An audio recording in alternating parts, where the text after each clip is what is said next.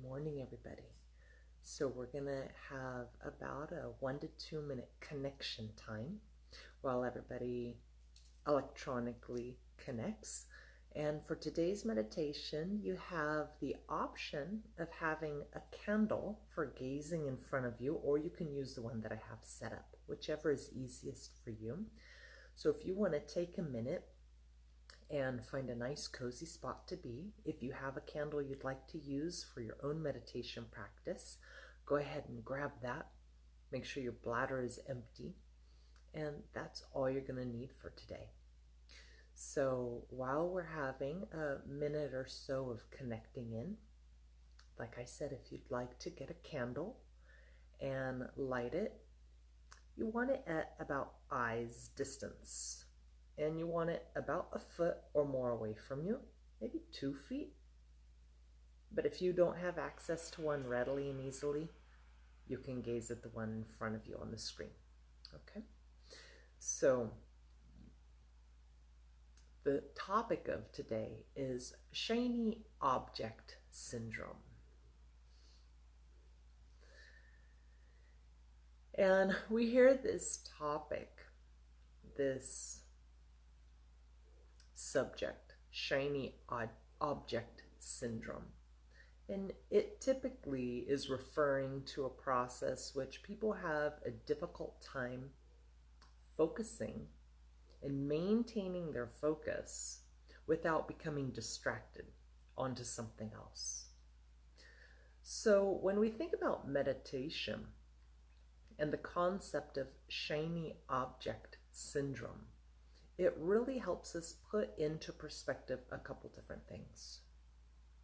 First of all, it helps us put into perspective the fact that we live in such a modernized life, that we're busy, we're going, we're moving. Even TV, media, and different things like that take advantage of the fact that attention span is relatively short for many of us and for many other people. The typical attention span is usually less than about a minute, and then the mind has the shiny object syndrome. Oh, what is that thought? Oh, what is this? And that's really what the mind is geared to do. The mind is really good at thinking of a lot of different things and having its attention drawn to other objects. When we think about our life's purpose, we all came here with a very specific purpose, very specific goals. But spiritual goals are often left at the very end of the line after all the other shiny objects, right? We have all these things that we're busy doing in life, and there's all these shiny objects constantly taking our attention elsewhere. And unfortunately, for much of the population, our spiritual practices become last in line to those shiny objects. So today I wanted to just read something that I was reading on my road trip, and then share a meditation practice with you.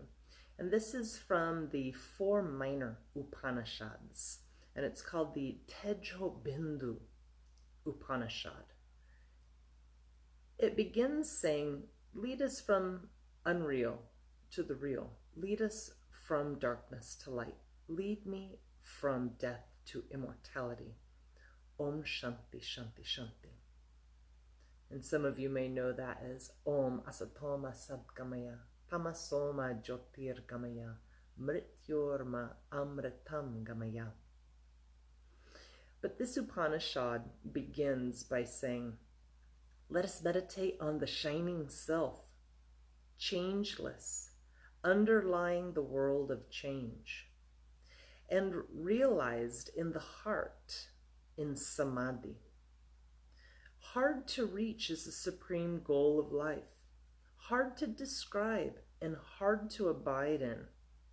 They alone obtain samadhi, who have mastered their senses and who are free of anger, free from self-will and from likes and dislikes, without bonds to people and things. They alone attain samadhi, who are prepared to face challenge after challenge in the 3 stages of meditation. So we know the 3 stages of meditation. The first stage, we have this intense concentration, mastery of the mind, unwavering, no shiny objects. The shiny objects take a back seat. We do our meditation practice and we hold with intense concentration.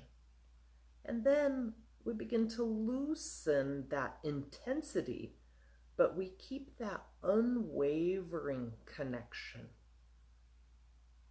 What if we did this with everything in life? What if we were able to do this with our dharma? What if we were able to do this with our spiritual practice every day and have that unwavering attention without falling off to the shiny objects? And if we realize the most important shiny object is at the seat of our soul, is that unity and realization of self with a capital S, that which is the soul inside the heart. So the Upanishad goes on to describe more, but it really begins to remind us that the self is the shining soul inside of us. And in order to connect, we have to start with those 3 stages of meditation. And the first is concentration. And with shiny object syndrome, it's so common. We sit down to do something. Okay, I'm going to do it now. Squirrel. That's what happens. And the mind is so good at it. The mind wants to. Huh? So today we're going to practice a type of meditation that has been used for a long time. It's one of the shat kriyas. And it's a type of meditation where you focus all of your attention on a candle. So if you have one at home, you can use the one at home. If you'd like, I'll have this one on the screen and you can use it. But what we do is, first we try to fix our gaze onto the candle with a soft gaze, not a hard gaze, but an unwavering concentration. And many times it's recommended to try not to even blink. And then sometimes the eyes will kind of start to water and they'll start going a little bit out of focus and being peculiar. But one of the reasons why we practice this in the shat kriyas, which are yogic cleansing practices, is that it helps purify the eye as a sense organ. But more importantly, when we light the flame, we start connecting into the mouth of a different spiritual realm. You know, fire opens up that whole new realm. Who's ever gone to a church and not seen a candle lit? That's just, I've never seen that before in my life. They always light candles, and this is an opening up of a different type of connection energetically. But the fire also reminds us, that flame reminds us of the flame in our heart. So if we've read Ayurvedic texts, the text of Trataka Samhita, he reminds us that the seat of the soul is in the heart. And if you've read all sorts of other different spiritual things, we understand that we have these flames in our heart, right? Not flames that burn, but flames that illuminate, that purify, that connect us with our deepest soul. And in order to reach that level of concentration, we can't have that shiny object syndrome. Maybe it'd be the candle. That'd be your shiny object.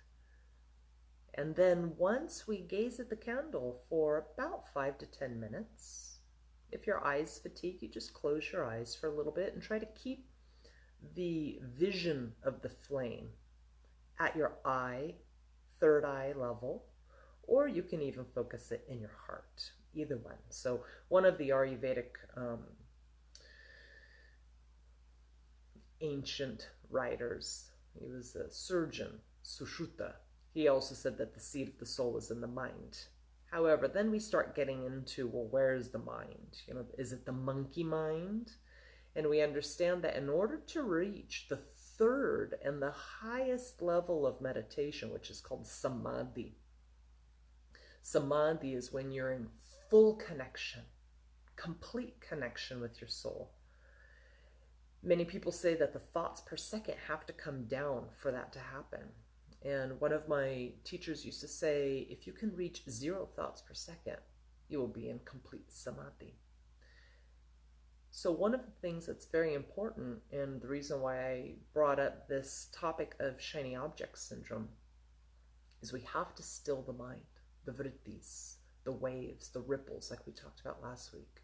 If the mind is busy thinking of stuff, that is directing your thoughts at something other than the stillness of the soul, the complete and utter stillness. So when we do this type of practice, we want to attempt to the best of our ability to still the mind. Well, sometimes it's like weightlifting.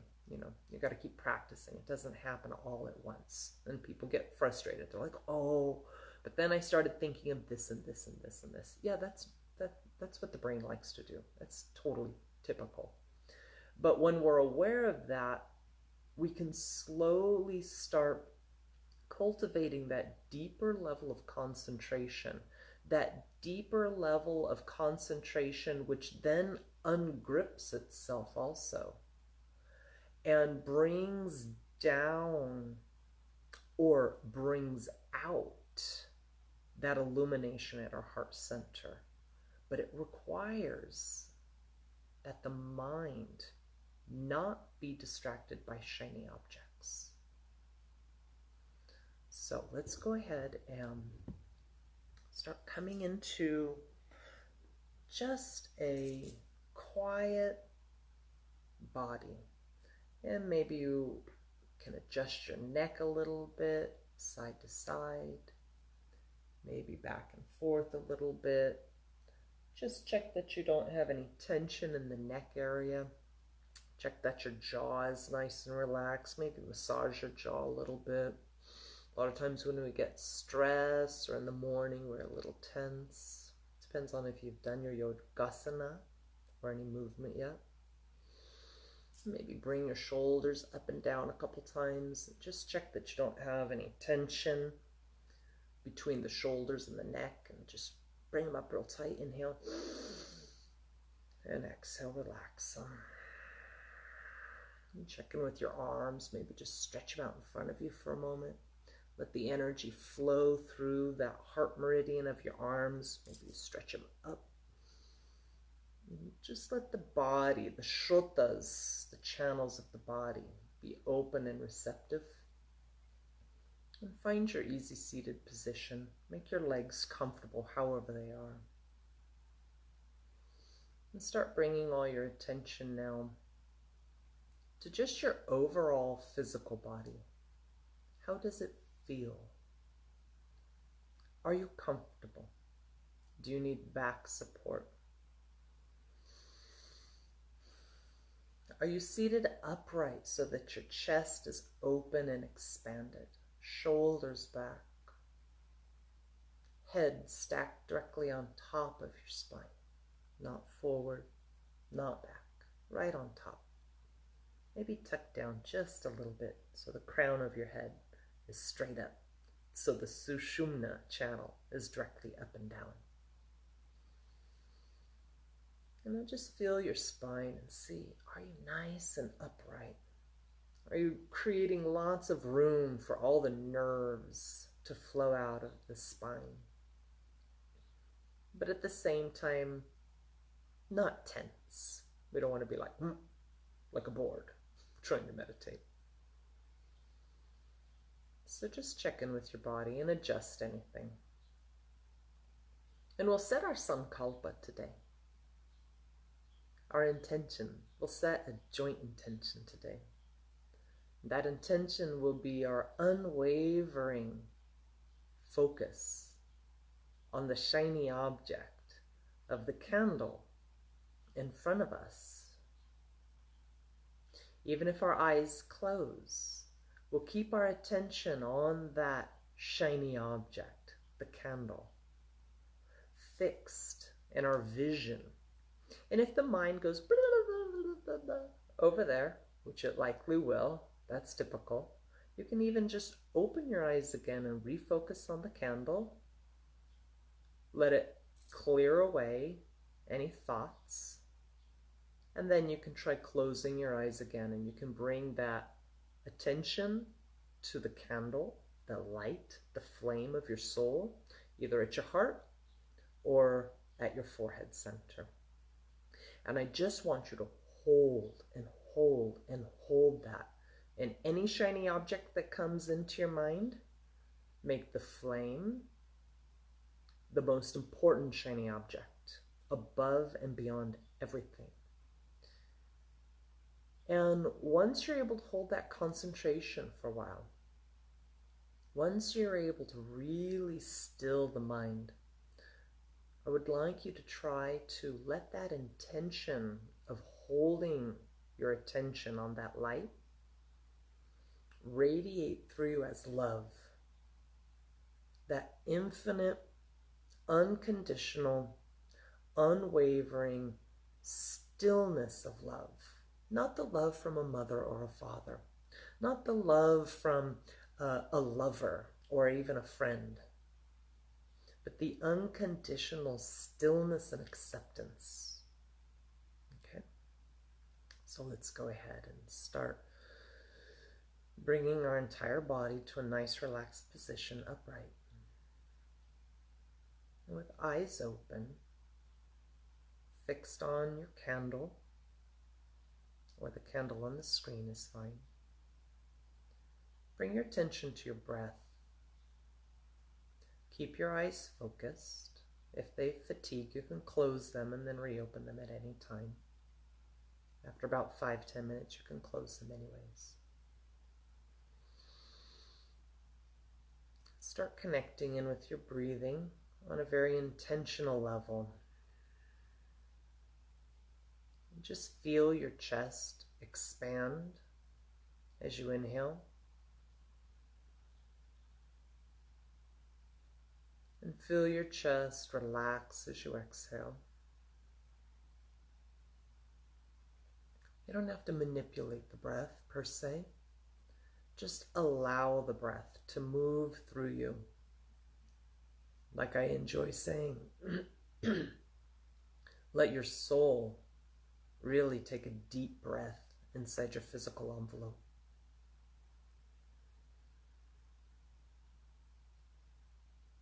And just let that breath flow as a level of awareness. For the next few minutes, focus on nothing but the flame,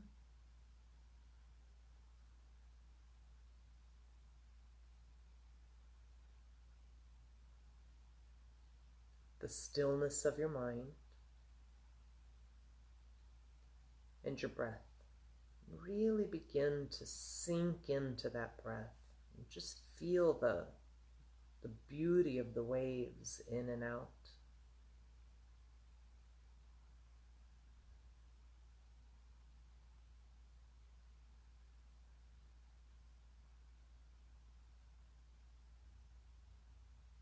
As you breathe, you may see a little bit of flickering and movement of the candle.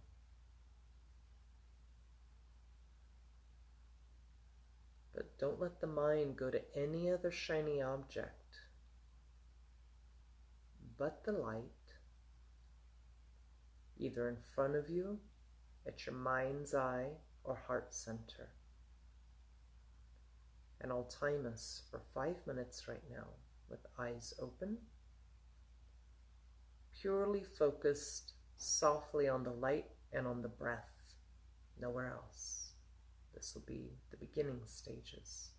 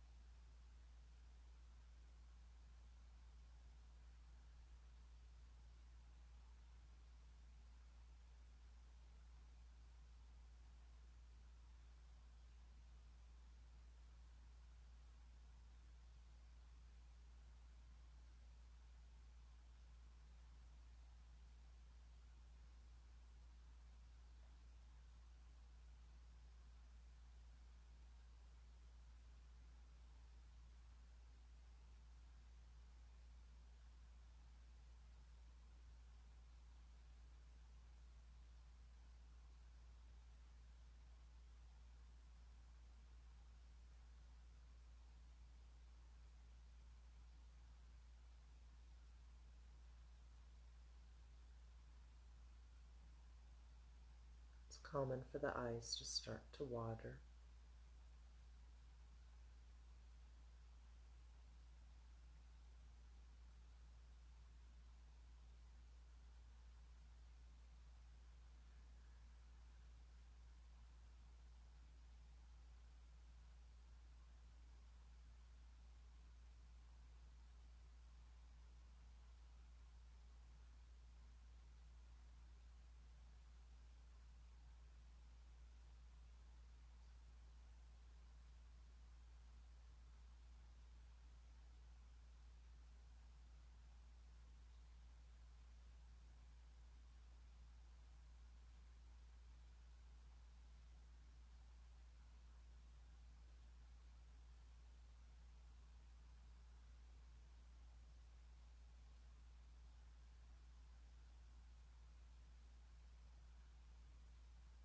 And if your eyes feel strained, you can close them and reopen them.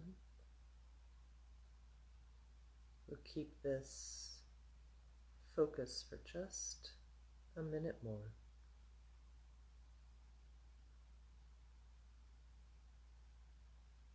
Keeping all attention on the breath and no other shiny object except the candle or the vision internally of the candle at the mind's eye and heart.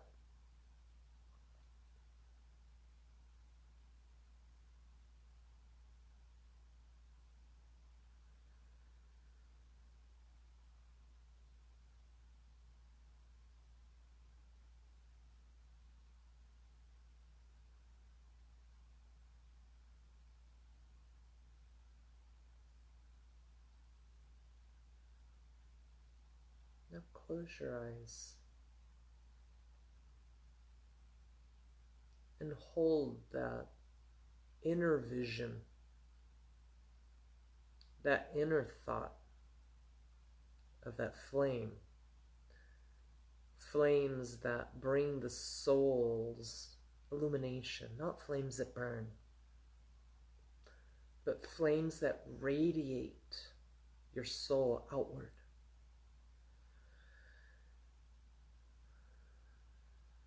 If the mind wanders anywhere, bring it back to the breath. Bring it back to that light, that pointed concentration. And then see if you can begin to slowly soften that intense concentration without letting the mind go to another shiny object. See if you can sink into that deep connection with that light and a sense of stillness and quietness, free of thinking, free of as many thoughts as possible. And if the mind goes, blah, blah, blah, blah, open your eyes, look back at your flame until you have full concentration again. And we'll practice this for solid 15 minutes. Remember, sometimes it's like going to the gym. It's not always easy.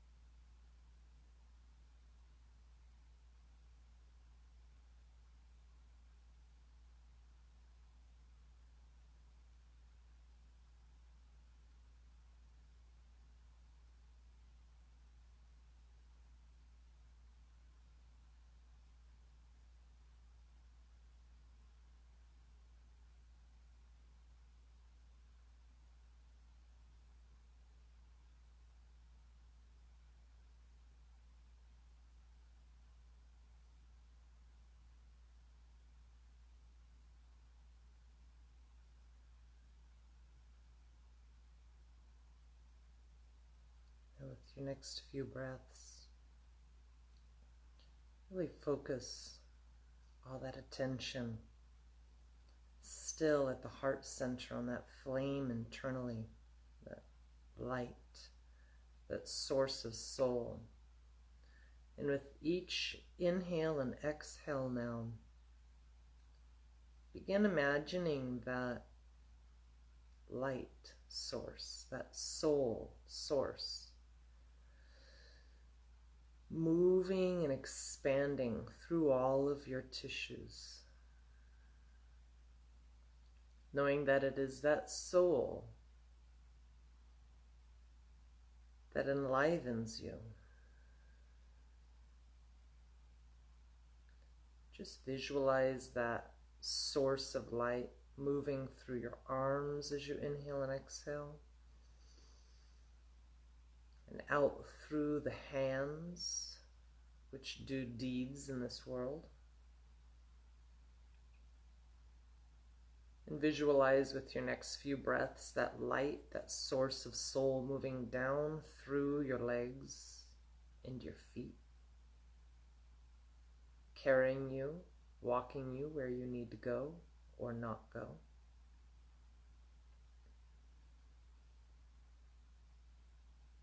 And with your next few breaths, visualize that light, that source of soul, moving through all your internal organs. Not that it wasn't there already, but allow your mind now to become involved in visualizing it in the seat of your pelvis, in the mid-belly, in your stomach, in all your organs, your lungs as you inhale and exhale, in your heart, in all of your blood, flowing throughout your entire body. And visualize that light that you've so intently been focusing and meditating on right in front of you, in your mind's eye. And gently open your eyes and refocus on the flame in front of you.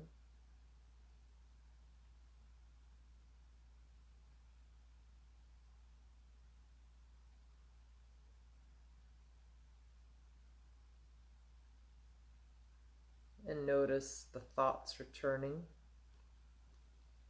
the mind returning to activity, to ripples.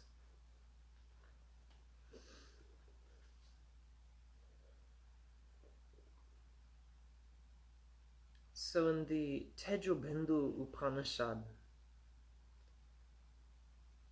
again it states, let us meditate on the shining self with a capital S, changeless, underlying the world of change, and realized in the heart in samadhi. Samadhi is that unadulterated connection or yoking to your soul, the source of life. Hard to reach is the supreme goal of life, hard to describe and hard to abide in. They alone attain samadhi.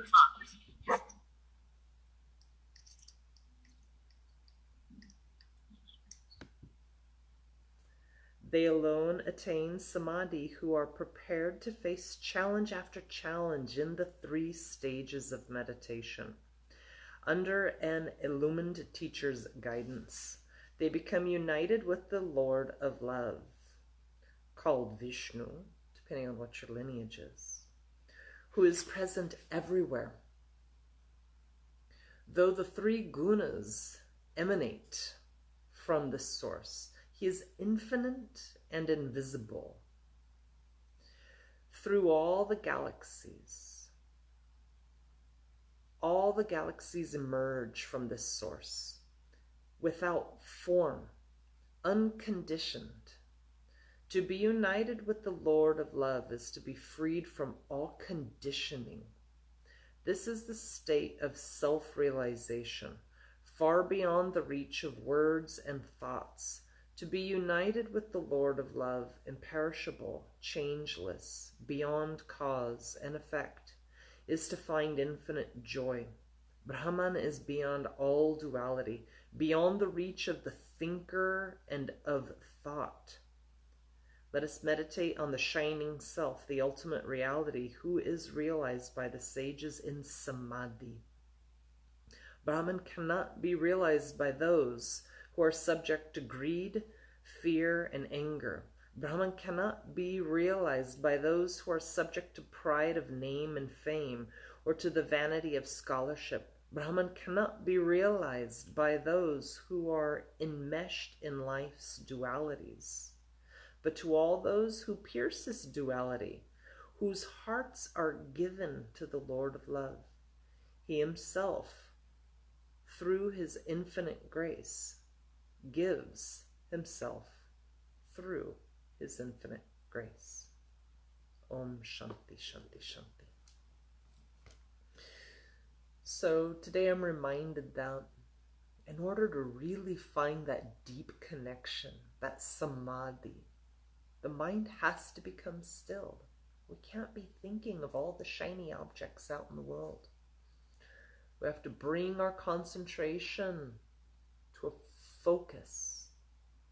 That's the first stage of meditation. Focus. Unwavering focus.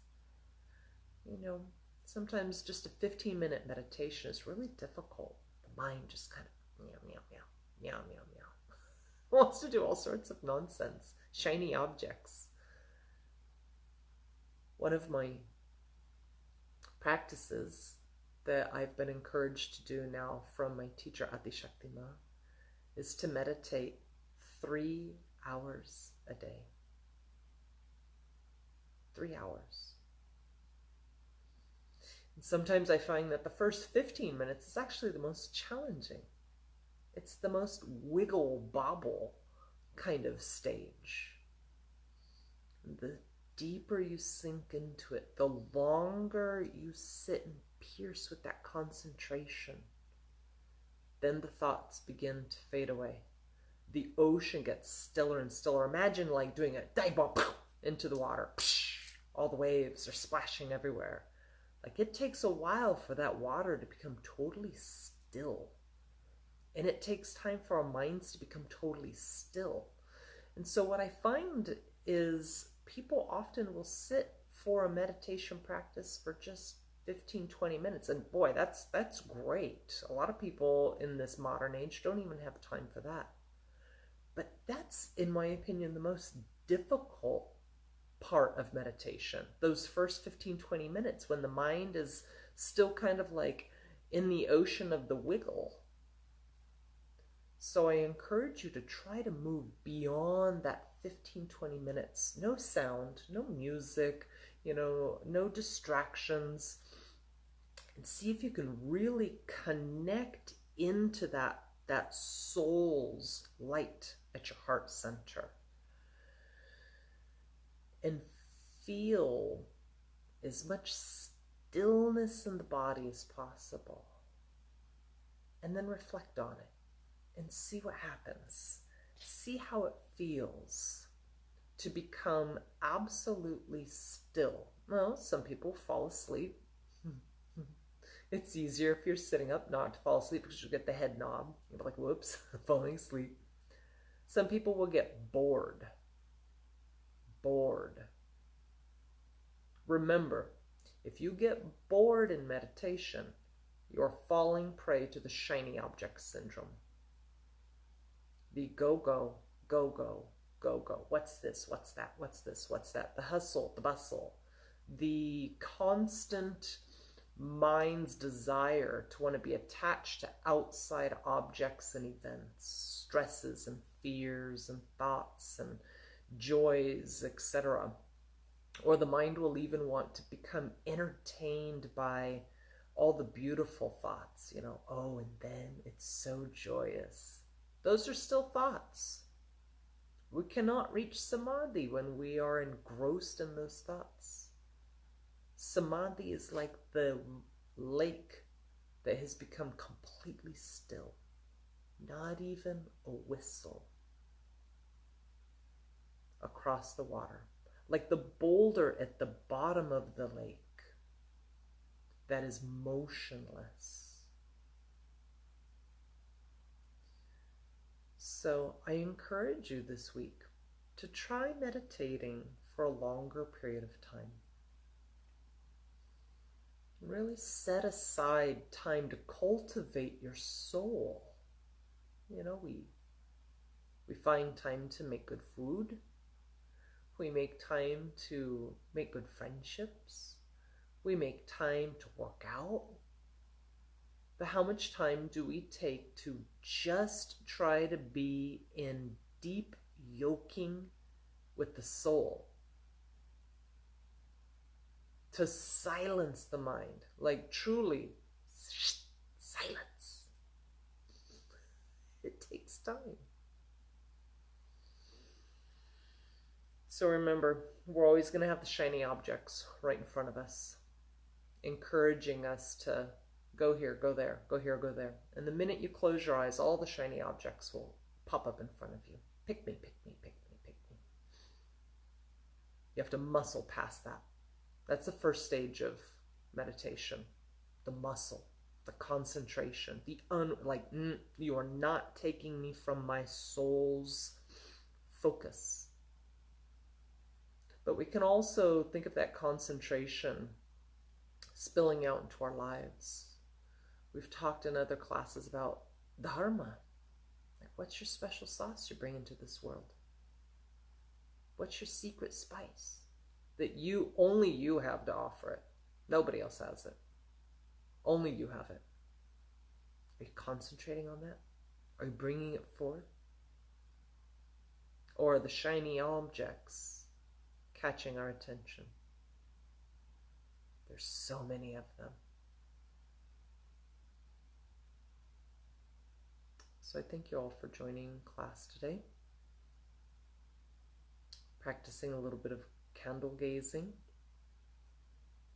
Again, that practices one of the shat kriyas to cleanse your eyes. So if your eyes water when you practice it, it's normal. They might sting a little bit too. But then after you're done doing that, for anywhere from 5 to 10 minutes, and close your eyes and really connect in with that flame inside. The seat of the soul, where there's stillness, complete stillness, which requires not falling prey to the shiny objects. All right, everybody.